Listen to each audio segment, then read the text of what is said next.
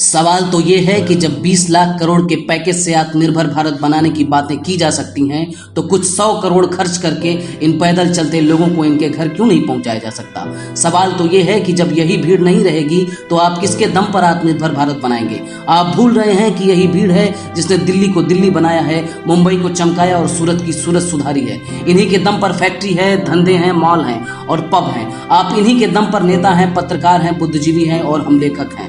यही भीड़ है जिसके सीने से निकलने वाले पसीने के दम पर आप ट्रिलियन डॉलर इकोनॉमी का सपना देख रहे हैं।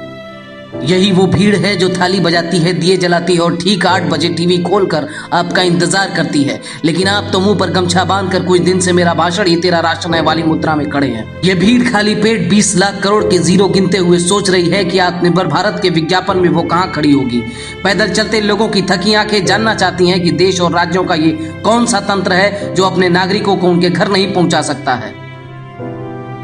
क्या इतने संसाधन विहीन थे हम? शायद नहीं। इसलिए माफ करें प्रधानमंत्री जी, प्लीज झूठी आशा ना दिखाएं। अब इस देश का तंत्र जनता को झूठी आशा दिखा रहा है। जिसको तत्काल खाना और पानी चाहिए उसे आत्मनिर्भर और लोकल से वोकल का मंत्र देकर 20 लाख करोड़ के जीरो गिनवा रहा है। लेकिन दिक्कत है कि मुझे ऐसी बातें नहीं करनी चाहिए थी। मुझे डरना चाहिए था क्योंकि अब मुझे भी सर्टिफिकेट दे दिया जाएगा।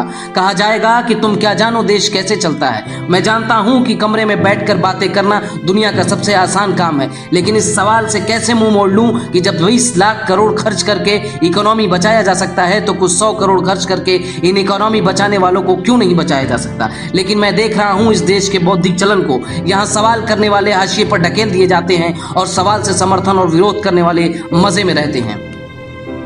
लेकिन न जाने क्यों मुझे अब इन दोनों अतियों से चिढ़ होने लगी है और ये देखकर हैरान रह गया कि यहाँ मोदी की आलोचना करने पर भीड़ से निकला एक भक्त किसी को वामपंथी और कांग्रेसी बता देता है। यही कारण है कि मैंने मान लिया है कि यहाँ संतुलन मुश्किल है। सत्य एक भ्रम है, निरपेक्षता एक ढोंग है और संवेदना एक बाजार है। मुझे यकीन हो गया है कि मेरे जैसे लोग शायद नहीं पढ़े जाएंगे, क्योंकि अब वो हर वक्त किसी का गुणगान या विरोध करने की कला में शायद माहिर नहीं हो पाएंगे। आज जरूरत है कि सरकार किसी की हो, जहां जरूरत हो उसे सवाल किया जाए, काम अच्छा हो तो तारीफ की जाए और गलत हो तो झट से विरोध किया जाए, मन करे तो सलाह दी जाए। क्योंकि जरूरी नहीं कि आप अपने कमरे में इस वीडियो को देखते हुए बचे रहेंगे। ये भयानक दौर है, कोई भरोसा नहीं, कल आप भी अपने भूखे बच्चे को लेकर इस पैदल चलती मजबूर भीड़ का हिस्सा बन सकते हैं। आप भी भूख और प्यास से चिल्ला सकते हैं और तब शायद आपको सोचकर अफसोस होगा कि इस अंध विरोध और अंध समर्थन की परंपरा से 70 सालों से इस देश की जनता के साथ सबसे बड़ा धोखा किया जा रहा है।